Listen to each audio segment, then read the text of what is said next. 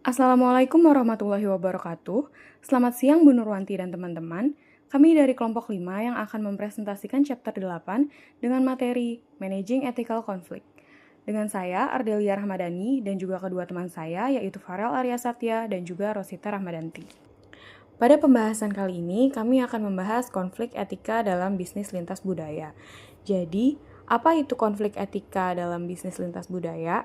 Nah, sederhananya, konflik etika ini terjadi ketika pandangan etika seseorang berbeda dengan orang lain. Nah, di sini ada 3 contoh. Yang pertama, di Mexico City. Ada paket yang tertahan di bea cukai. Penerima disarankan untuk menyogok supaya urusannya lancar, tetapi dia menolak. Lalu, contoh yang kedua, ini terjadi di London. Seorang trader bank memanipulasi suku bunga. Dia bilang atasannya tahu dan juga membiarkan, tetapi ia tetap divonis 14 tahun penjara. Contoh yang ketiga terjadi di Amerika Serikat. Gaji CEO dulu 38 kali lipat pekerja rata-rata, sekarang menjadi 224 kali lipat. Nah, pertanyaannya, apakah ketiganya tidak etis atau sekedar praktik yang bisa disetujui atau tidak? Jadi, intinya, ketiga contoh ini mau menunjukkan bahwa kadang kita ragu-ragu menyebut sesuatu tidak etis atau hanya praktik biasa. Nah, dari sinilah kami akan membahasnya. Nah, pada slide ini kita bisa lihat bahwa individu dan kelompok bisa melihat fakta yang sama secara sangat berbeda. Daripada langsung menyalahkan, kita perlu menggali dasar dari sudut pandang masing-masing. Nah, di sini ada dua isi fundamental konflik lintas batas. Yang pertama, ini ada konflik antara keyakinan dan juga nilai yang berbeda. Nah, ini terjadi ketika budaya A dan budaya B punya pandangan berbeda tentang apa yang benar dan apa yang salah. Lalu yang kedua, ini ada konflik antara tuntutan etika versus tuntutan institusional. Nah, ini terjadi ketika hati nurani seseorang bentrok dengan hukum atau aturan yang berlaku. Jadi, kalau kita menghadapi konflik etika, jangan langsung tanya siapa yang benar atau siapa yang salah. Tapi tanya dulu, ini jenis konflik yang mana? Apakah beda nilai atau beda antara etika dan hukum? Nah, pada slide ini membahas perbedaan mendasar dalam cara orang memandang kebenaran. Nah, di sini ada universalisme dan juga partikularisme. Universalisme ini adalah pandangan bahwa kebenaran itu mutlak, berlaku untuk semua orang, dimanapun dan kapanpun. Jadi, kalau sesuatu itu benar, ya benar selamanya. Dan kalau sesuatu itu salah, ya salah dimanapun. Sebaliknya, partikularisme ini adalah pandangan bahwa kebenaran tergantung konteks dan juga situasi. Apa yang benar di satu budaya belum tentu benar di budaya lain. Nah, di sini ada contoh gaya budaya dari Richard Lewis. Di Jerman dan Finlandia, kebenaran ya kebenaran, tidak ada tawar-menawar. Di Jepang dan Inggris boleh bicara benar asal tidak menguncang situasi. Jadi, kadang kebenaran dikemas biar tidak bikin masalah. Nah, di Cina tidak ada kebenaran mutlak. Jadi kebenaran itu cair, tergantung situasi dan juga hubungan kekuasaan. Lalu di Italia, kebenaran ini bisa ditawar. Artinya, apa yang benar bisa dinegosiasikan dalam interaksi sosial. Jadi, orang universalisme ini cenderung membuat aturan yang tegas, objektif, dan berlaku sama untuk semua orang. Contohnya, penilaian kinerja karyawan menggunakan standar baku. Semua dinilai dengan ukuran yang sama. Sedangkan orang yang partikularisme ini justru menilai berdasarkan situasi spesifik setiap orang. Menurut mereka, tidak adil membandingkan karyawan yang punya kemampuan berbeda atau usaha yang benar-benar berbeda secara sama rata. Nah, yang selanjutnya adalah membedakan dua jenis konflik yang sering tertukar. Ada dua jenis konflik, ada konflik etika dan konflik institusional. Konflik etika adalah perbedaan soal moral, benar salah, yang sumbernya dari hati nurani. Sedangkan konflik institusional adalah perbedaan soal legal atau tidaknya sesuai hukum dan juga kebijakan publik. Sumbernya dari hukum dan aturan. Nah, masalahnya Apa yang moral atau legal di satu masyarakat belum tentu sama di masyarakat lain. Contohnya insider trading. Di barat itu ilegal dan dianggap tidak etis. Tapi di beberapa negara lain ini dianggap wajar. Masa sih kita menyalahkan eksekutif yang pakai informasi internal untuk keuntungan sendiri? Bukankah itu bagian dari kecerdasan bisnis? Nah, di sebelah kanan ini ada diagram yang menunjukkan hubungannya. Nah, keyakinan etika dan tuntutan institusional idealnya saling mendukung untuk menciptakan stabilitas sosial. Tapi dalam praktik lintas budaya, seringkali keduanya justru bertabrakan. Selanjutnya adalah the ethical global leader. Jadi penelitian GLOBE atau Global Leadership and Organizational Behavior Effectiveness itu meneliti bagaimana praktik kepemimpinan etis itu dipahami di berbagai budaya. Dari berbagai literatur ditemukan beberapa atribut utama yang membentuk perilaku kepemimpinan etis. Di antaranya ada karakter dan integritas, kesadaran etika, orientasi pada masyarakat dan orang lain, kemampuan memotivasi serta memberdayakan orang, dan tanggung jawab etika. Tapi dari data GLOBE, peneliti itu merangkum 4 faktor saja, 4 faktor utama yang mempengaruhi yang mewakili konsep kepemimpinan etis, yaitu ada karakter dan integritas, lalu ada altruism, motivasi kolektif, dan dorongan atau encouragement. Nah, mari kita bahas satu-satu. Yang pertama, karakter dan integritas. Jadi pemimpin itu harus jujur, dapat dipercaya, konsisten antara perkataan dan tindakan, serta memegang prinsip moral dan dalam mengambil keputusan. Integritas ini membuat bawahan tuh lebih percaya dan menghormati pimpinannya. Lalu yang kedua ada altruism. Pemimpin itu menunjukkan kepedulian terhadap kesejahteraan orang lain, gak hanya mementingkan keuntungan pribadi atau perusahaan. Nah, sikap ini tuh dapat terlihat dari perhatian terhadap si karyawan, masyarakat, atau lingkungan sekitar. Lalu ada motivasi kolektif. Pemimpin itu mampu mendorong kerjasama dan semangat mencapai tujuan bersama. Fokusnya bukan hanya pada keberhasilan individu, tapi juga keberhasilan tim dan organisasi secara keseluruhan. Lalu yang keempat ada dorongan. Jadi pemimpin itu memberikan dukungan, motivasi, dan pemberdayaan kepada anggota tim agar mereka itu berkembang dan dapat percaya diri dalam bekerja. Pemimpin etis itu membantu orang lain mencapai potensi terbaiknya. Nah, hasil penelitian itu menunjukkan bahwa tingkat penerimaan terhadap setiap dimensi kepemimpinan etis itu berbeda secara signifikan di berbagai negara. Meskipun semua nilai tersebut itu tetap mendapat penilaian di atas rata-rata, yang berarti ada kesepakatan umum bahwa atribut-atribut tersebut penting dalam kepemimpinan. Hal ini tuh menunjukkan bahwa ada prinsip etika kepemimpinan yang cukup universal, tetapi cara penerapannya dipengaruhi oleh budaya masing-masing. Contohnya, dalam aspek karakter dan integritas, negara-negara Nordik di Eropa itu memberikan penilaian tertinggi, sedangkan wilayah Timur Tengah itu memberikan penilaian yang lebih rendah. Tapi keduanya tetap menganggap integritas sebagai hal yang penting dalam kepemimpinan. Lalu contoh lainnya dalam aspek altruism itu adalah negara-negara di Asia Tenggara memberikan penilaian yang lebih tinggi dibandingkan negara Nordik. Hal ini memungkinkan keterkaitan budaya yang lebih menekankan loyalitas kelompok dan rasa kebersamaan dan orientasi sosial yang lebih kuat di Asia Tenggara. Selanjutnya adalah ethical guidelines for global manager. Albert Camus pernah mengatakan, integrity has no need of rules. Namun, dalam praktik bisnis global, prinsip ini gak selalu cukup. Di dunia nyata, manajer sering menghadapi situasi kompleks yang melibatkan tekanan bisnis, perbedaan budaya, dan aturan hukum yang gak selalu konsisten. Korupsi dan suap masih menjadi masalah besar di banyak negara, sehingga berbagai organisasi internasional tuh berusaha untuk menguranginya. Salah satu cara menguranginya dengan membentuk Organization for Economic Cooperation and Development atau OECD.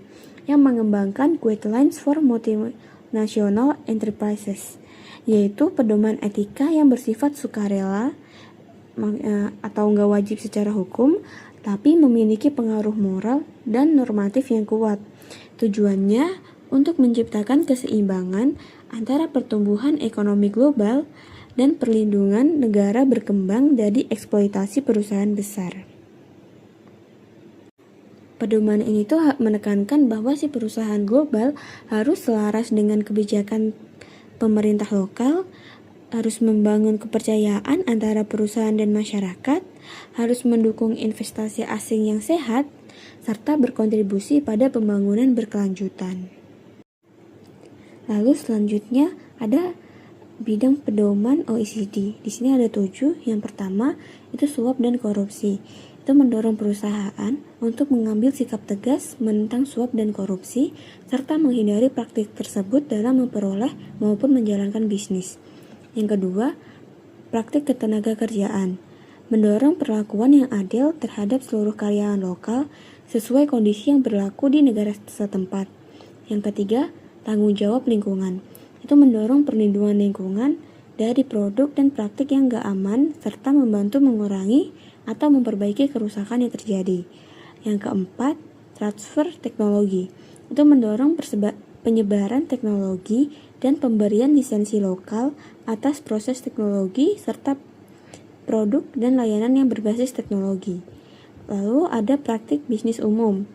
Itu mendorong persaingan yang terbuka dan adil, terutama yang melibatkan perusahaan lokal, serta mendukung upaya pemerintah dalam membuka pasar. Lalu ada persaingan, itu mendorong persaingan yang terbuka, sehat, dan adil, serta mendukung keterbukaan pasar. Lalu yang terakhir ada perlindungan konsumen, itu mendorong praktik bisnis, pemasaran, dan periklanan yang adil, serta meningkatkan keamanan dan kualitas produk. Lalu selanjutnya ada bribery and corruption atau suap dan korupsi. Di dalam dunia nyata, suap sama korupsi itu merupakan bagian dari tantangan organisasi di banyak negara.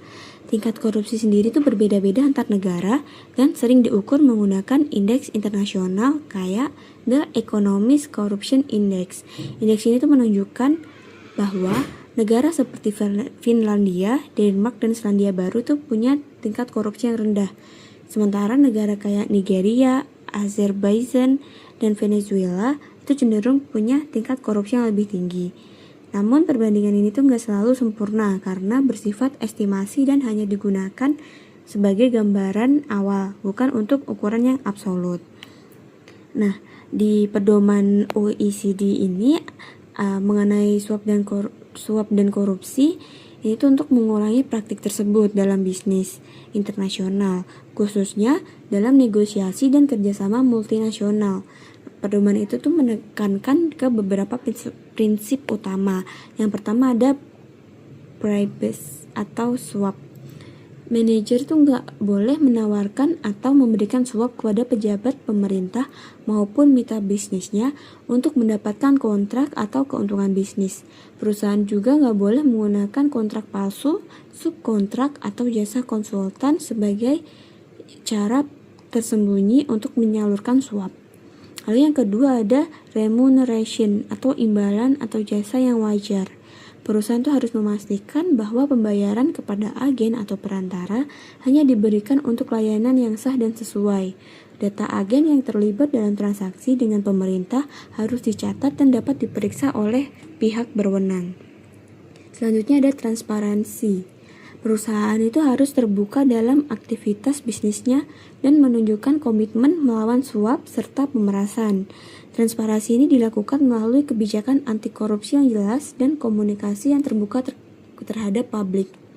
Lalu ada advokasi atau edukasi dan sosialisasi. Manajer itu harus meningkatkan kesadaran karyawan mengenai bahaya suap dan korupsi melalui pelatihan, penyebaran kebijakan perusahaan, dan penerapan sanksi disiplin bagi pelanggar. Lalu ada kontrol atau pengendalian dan pengawasan. Perusahaan itu perlu memiliki sistem pengawasan dan audit yang kuat agar praktik korupsi itu dapat dicegah. Semua transaksi keuangan itu harus dicatat dengan benar dan gak boleh ada rekening rahasia atau laporan palsu. Lalu yang terakhir ada contribution atau kontribusi ke politik. Jadi perusahaan itu nggak boleh memberikan sumbangan ilegal kepada partai politik atau kandidat pejabat publik. Kalau ada kontribusi politik, itu harus sesuai dengan aturan hukum, transparan, dan dilaporkan kepada manajemen senior. Walaupun pedoman ini tuh sebenarnya udah memberikan arahan yang jelas, tapi dalam praktiknya manajer tuh sering menghadapi tekanan yang saling bertentangan. Misalnya kayak peluang bisnis di negara yang regulasinya lemah itu bisa membuat perusahaan tergoda untuk melakukan praktik yang gak etis untuk memenangkan kontrak. Tapi di sisi lain, menolak korupsi itu dapat menyebabkan kehilangan peluang bisnis atau bahkan resiko balasan dari pemerintah atau pesaing lokal. Nah, kondisi ini tuh menyebabkan dilema nyata yang gak mudah buat diselesain. Lalu ada force field analysis tadi yang seperti digambar. Dalam situasi ini tuh keputusan etis tuh dapat dinilai sebagai konflik antara dua kekuatan. Yang pertama, tekanan untuk mengikuti pedoman OECD, yaitu untuk meningkatkan reputasi perusahaan, lalu menghindari sanksi hukum, melindungi karyawan, mendeteksi praktik ilegal lebih cepat, sama mendukung pemerintah yang lebih bersih. Namun, ada juga tekanan untuk mengabaikan pedoman OECD, yaitu membuka peluang bisnis yang baru, terus menghindari resiko kehilangan kontrak, menghadapi persaingan yang juga mungkin tidak etis, dan mengamankan pendapatan perusahaan. Selanjutnya ada Fair Employment Practices. Salah satu alasan utama perusahaan global membuka pabrik di luar negeri itu untuk menurunkan biaya operasional, terutama biaya tenaga kerja. Tapi hal ini tuh memunculkan pertanyaan kayak apakah perusahaan global itu memiliki kewajiban untuk memberikan hak dan fasilitas kerja yang sama seperti di negara asal mereka kepada pekerja di negara lain. Nah, pertanyaan tersebut itu menjadikan inti dari pedoman ketenagakerjaan dalam OECD tersebut.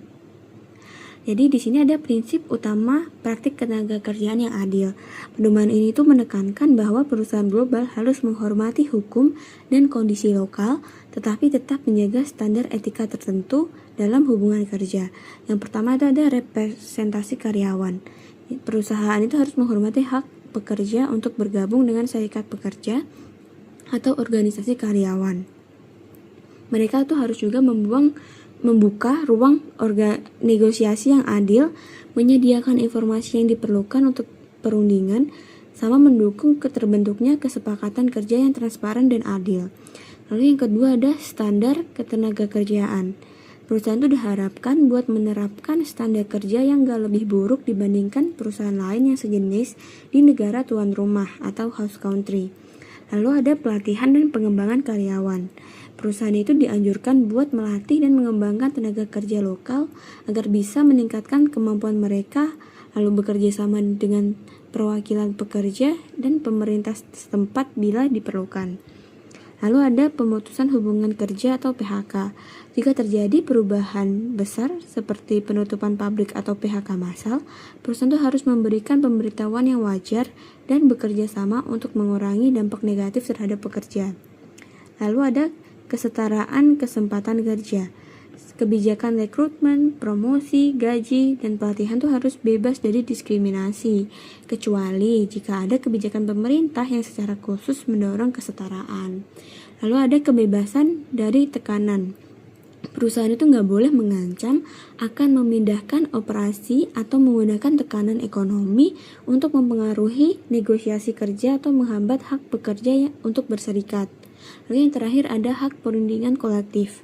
Perusahaan itu harus memungkinkan perwakilan pekerja untuk bernegosiasi dengan manajemen yang memiliki kewenangan mengambil keputusan. Seperti pada isu korupsi yang sebelumnya, dalam praktiknya ini tuh juga manajer menghadapi tantangan yang bertentangan, yaitu mengikuti pedoman etika internasional atau menyesuaikan diri dengan kondisi lokal dan tekanan bisnis. Jika satu perusahaan itu mengikuti standar ketenagakerjaan yang lebih tinggi, sementara pesaingnya enggak, maka muncul tantangan dalam hal biaya dan daya saing. Lalu selanjutnya ada environmental stewardship atau tanggung jawab lingkungan. Ini tuh membahas peran perusahaan global dalam menjaga lingkungan dan memberikan dampak yang positif bagi masyarakat lokal. Namun di sini tuh ada pertanyaan utama, yaitu sejauh mana perusahaan global bertanggung jawab terhadap pembangunan ekonomi lokal, perlindungan lingkungan, dan keadilan sosial di tempat mereka beroperasi. Nah, di sini pedoman dari OECD menekankan bahwa perusahaan itu harus memperhatikan dampak lingkungan dari seluruh aktivitas bisnisnya, termasuk risiko kesehatan dan keselamatan masyarakat lokal. Berikut ada tanggung jawab utama perusahaan. Yang pertama ada risiko kesehatan publik. Jadi perusahaan itu harus mempertimbangkan dampak lingkungan dan kesehatan dari lokasi publik, penggunaan sumber daya alam, serta proses produksi dan pembuangan limbah. Lalu juga dampak lingkungan. Perusahaan itu harus bekerja sama dengan pemerintah dengan memberikan informasi yang akurat dan tepat waktu mengenai dampak aktivitas bisnis terhadap lingkungan. Yang terakhir, mencegah kecelakaan. Perusahaan itu harus mengurangi risiko kerusakan lingkungan dan kesehatan melalui pemilihan teknologi yang aman, sistem perlindungan lingkungan, pelatihan karyawan, serta rencana darurat jika terjadi kecelakaan. Nah, meskipun prinsip ini jelas, penerapan tanggung jawab lingkungan sering menghadapi hambatan. Salah satu masalah utamanya itu yaitu meningkatnya biaya akibat regulasi lingkungan yang ketat. Hal ini membuat perusahaan itu memilih lokasi dengan aturan lingkungan yang lebih longgar. Tapi hal ini tuh nggak selalu berarti perusahaan nggak bertanggung jawab secara sosial. Banyak perusahaan tuh sebenarnya ingin menjaga lingkungan, tapi harus menyeimbangkan antara keberlanjutan dan tuntutan keuntungan bisnis. Nah, sekarang kita masuk ke bagian managing within ethical and moral constraints, di mana manajer global itu harus mampu mengambil keputusan etis di tengah adanya perbedaan budaya, nilai, hukum, dan cara pandang antar negara. Etika itu tidak selalu dipahami sama di setiap budaya, sehingga manajer global itu perlu memiliki moral kompas yang fleksibel namun tetap bertanggung jawab. Dalam managing within ethical and moral constraints ada beberapa poin-poin penting. Yang pertama yaitu adalah memahami nilai inti perusahaan, di mana dalam hal itu perusahaan itu harus menjaga nilai utama perusahaannya, tetapi tetap memberi ruang bagi keberagaman budaya di setiap negara. Yang kedua yaitu memahami batas universalitas, di mana tidak semua konsep benar dan salah itu dipahami sama oleh semua budaya. Yang ketiga yaitu memahami konteks budaya. Nah, nilai universal itu harus dipahami berdasarkan budaya masing-masing agar kerjasama internasional itu berjalan dengan efektif. Yang keempat yaitu memahami latar belakang pihak lain, di mana manajer itu harus memahami peran dan harapan sosial dan budaya lawan negosiasi atau partner bisnis. Yang selanjutnya yaitu ada memahami akar konflik, di mana konflik etika itu sering disebabkan oleh masalah yang sebenarnya sepele, yang tersembunyi, bukan hanya masalah yang terlihat di permukaan saja. Kemudian yang selanjutnya itu ada memahami jenis konflik budaya, di mana konflik terkait hukum, nilai, atau kebiasaan itu membutuhkan pendekatan penyelesaian yang berbeda. Nah, selanjutnya kita akan membahas managing within legal and institutional constraints, di mana perusahaan global itu harus mematuhi pedoman internasional seperti OECD guidelines yang bertujuan untuk mendorong perilaku bisnis yang bertanggung jawab. Nah, dalam managing within legal and institutional constraints ini ada beberapa poin-poin pentingnya. Yang pertama yaitu adalah memahami pedoman institusional, di mana OECD guidelines ini membantu mengarahkan perusahaan itu agar bertindak etis walaupun tidak bersifat hukum wajib. Yang kedua yaitu memahami keterbatasan pedoman, di mana pedoman internasional itu tidak selalu sempurna dan penerapannya itu berbeda di tiap negara. Yang ketiga yaitu memahami kontroversi pedoman, di mana ada pihak yang menganggap pedoman itu terlalu ketat, tapi ada juga yang merasa pedoman itu masih terlalu lemah. Kemudian yang keempat yaitu memahami tekanan doing the right thing, di mana menentukan tindakan yang benar itu sering sulit karena adanya perbedaan budaya dan juga kepentingan bisnis. Kemudian yang kelima yaitu ada memahami tempat penyelesaian konflik, di mana konflik itu biasanya diselesaikan berdasarkan negara asal perusahaan dan bergantung pada dukungan pemerintah masing-masing. Yang terakhir yaitu ada kurangnya pendidikan etika global, di mana banyak sekolah bisnis itu masih kurang mengajarkan pedoman etika internasional kepada calon manajer.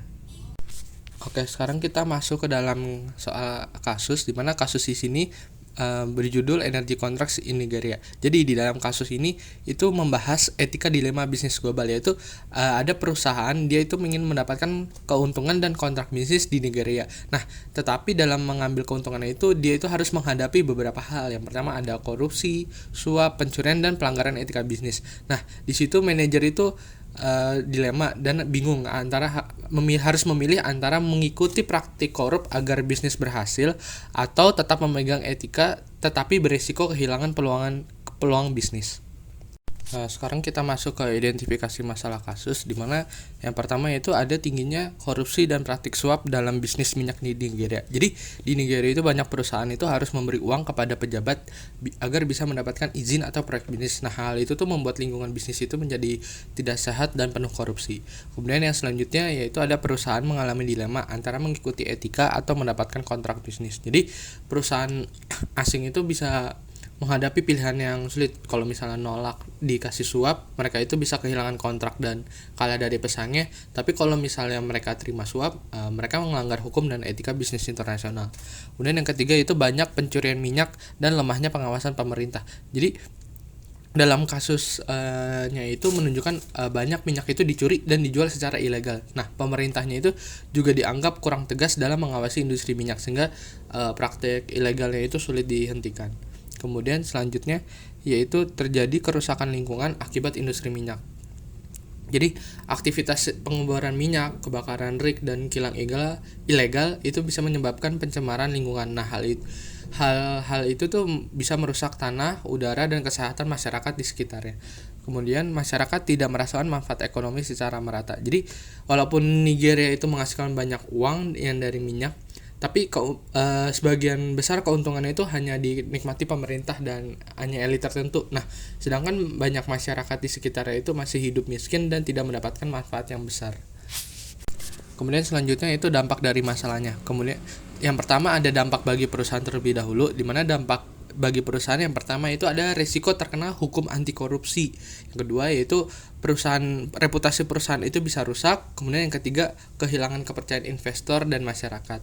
Yang kedua ada dampak bagi negara Nigeria sendiri, yaitu korupsinya makin besar, pembangunan ekonominya tidak merata dan lingkungan di negara tersebut makin rusak.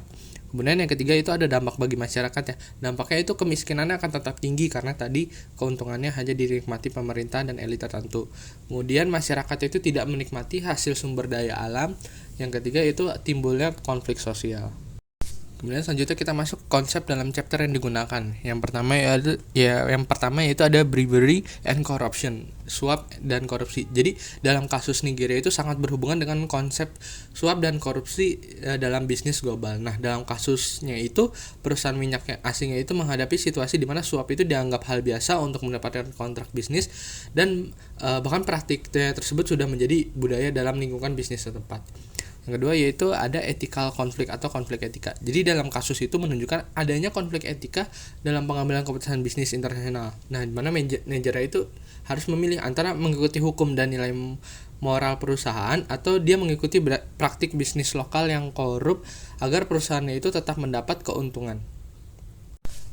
Kemudian konsep selanjutnya yang digunakan dalam chapter yaitu adalah OECD guideline, di mana dalam kasus Nigeria perusahaan itu menghadapi tantangan besar karena lingkungan bisnis yang di negara Nigeria itu penuh dengan korupsi. Nah, kalau misalnya perusahaan itu mengikuti pedoman OECD, mereka itu kemungkinan bisa kehilangan peluang bisnisnya. Tetapi kalau misalnya melanggar, perusahaan itu bisa terkena sanksi hukum dan merusak reputasi globalnya. Kemudian selanjutnya yaitu ada force field analysis, di mana di sini itu menghadapi tekanan untuk tetap etis, di mana untuk menjaga reputasi perusahaan, mematuhi hukum internasional, menghindari sanksi dan menjaga kepercayaan investor. Tapi manajer itu juga perusahaan itu juga dapat tekanan untuk tidak etis, di mana ingin mendapatkan kontrak minyak, takut kalah dari pesaing, tekanan keuntungan perusahaan dan budaya korupsi yang sudah biasa terjadi. Kemudian konsep dalam chapter yang digunakan selanjutnya yaitu ada environmental stewardship atau tanggung jawab lingkungan. Jadi dalam kasus Nigeria itu juga berhubungan dengan tanggung jawab perusahaan terhadap lingkungan. Nah, dalam kasus itu tuh disebutkan adanya kebakaran rig minyak, pencemaran dan kilang ilegal yang merusak lingkungan sekitar. Kemudian untuk solusi, di mana solusinya itu yang pertama adalah menolak praktik suap dan mengikuti pedoman anti korupsi, di mana dalam hal itu perusahaan itu harus tetap menjalankan bisnisnya secara jujur dan mengikuti aturan anti korupsi dari OECD guidelines-nya itu agar tidak terlibat praktik ilegal.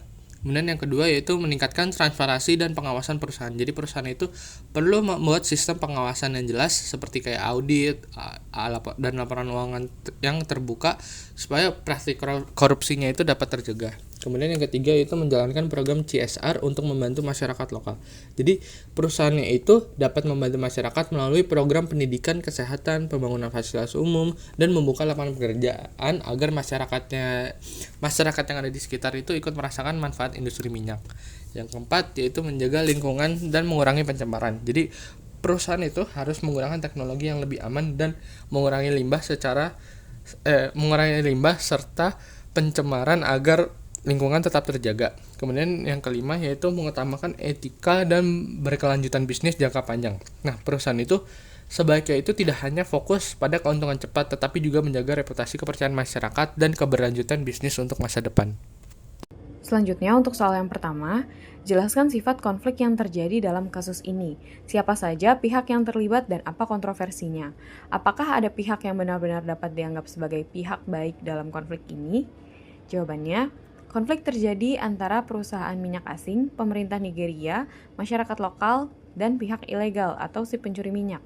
Kontroversi utamanya yaitu korupsi pemerintah dan suap dalam kontrak minyak, pencurian minyak oleh masyarakat, kerusakan lingkungan akibat eksploitasi minyak, dan ketidakadilan distribusi keuntungan minyak.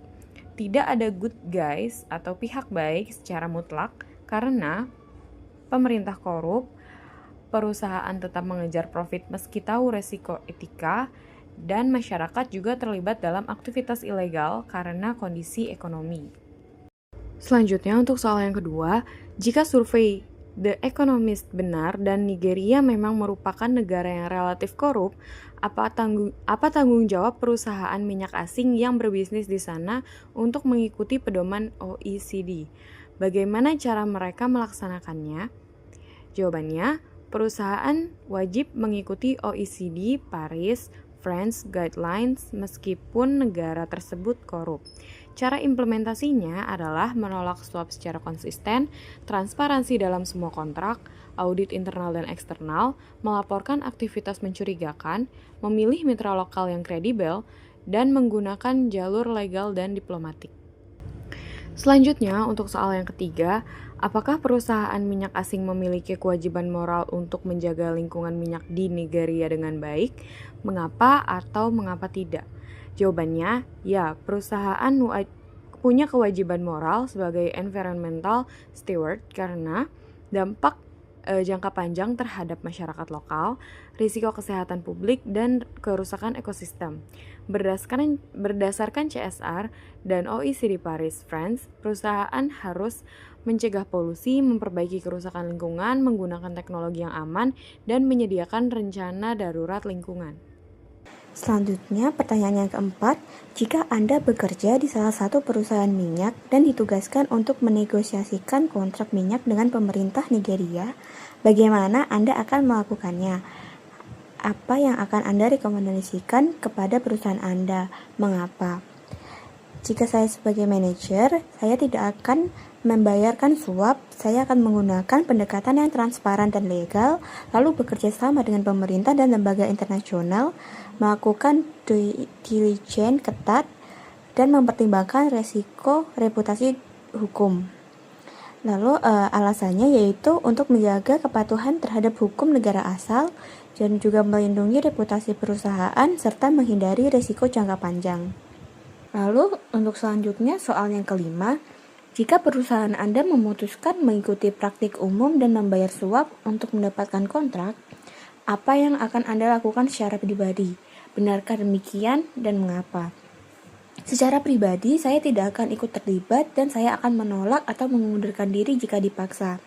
Karena suap sendiri itu melanggar hukum negara asal, melanggar prinsip etika pribadi dan resiko hukum dan karir jangka panjang. Oke, sekarang kita masuk ke soal ke-6. Mengapa beberapa industri seperti energi dan konstruksi sering dikaitkan dengan praktik suap dan korupsi yang meluas, sedangkan industri lain seperti teknologi tinggi, high-tech, tidak? Kenapa? Karena industri energi dan konstruksi lebih rentan terhadap korupsi karena melibatkan proyeknya bernilai sangat besar. Nah, banyak bekerja sama pemerintah, kemudian membutuhkan izin dan kontrol resmi, serta melibatkan sumber daya alam dan proyek publik. Nah, karena nilai uangnya itu besar banget, peluang terjadinya suap itu juga lebih tinggi. Nah, sedangkan di industri high-tech biasanya itu mereka itu lebih fokus pada inovasi dan teknologi, tidak terlalu bergantung pada izin pemerintah, dan persaingannya itu lebih berbasis kreativitas serta kualitas produk. Nah, akibatnya peluang korupsinya itu cenderung lebih kecil dibandingkan industri energi atau konstruksi. Kemudian kita ke soal nomor 7. Apa yang ditunjukkan penelitian mengenai kemampuan perusahaan dalam melatih karyawan dan manajernya agar berperilaku lebih etis? Bagaimana penelitian tersebut mendefinisikan istilah etis? Metode apa saja yang telah dicoba? Apakah berhasil? Dan bagaimana Anda akan meningkatkan metode pelatihan tersebut? Nah, penelitian itu menunjukkan bahwa perusahaan itu dapat melatih karyawan agar berperilaku lebih etis melalui pelatihan etika bisnis, aturan anti korupsi, simulasi kasus, dan pembentukan budaya perusahaan yang baik. Nah, dalam konteks ini, etika itu bisa didefinisikan sebagai perilaku jujur, memahami aturan, tidak melakukan korupsi, dan bertanggung jawab terhadap orang lain. Ada beberapa metode yang digunakan perusahaan, antara lain seminar etika, penerapan kode etik perusahaan, pelatihan anti suap, serta pelaporan pelanggaran. Sebagian metode tersebut itu telah cukup berhasil, terutama jika pemimpinan perusahaan itu juga memberikan contoh perilaku etis dalam pekerjaan sehari-hari. Namun pelatihannya itu sering juga gagal apabila perusahaannya itu hanya berfokus pada keuntungan dan tidak benar-benar menerapkan nilai etika dalam praktik kerja. Sekian presentasi dari kelompok kami, kurang lebihnya mohon maaf. Wassalamualaikum warahmatullahi wabarakatuh. Selamat siang semuanya.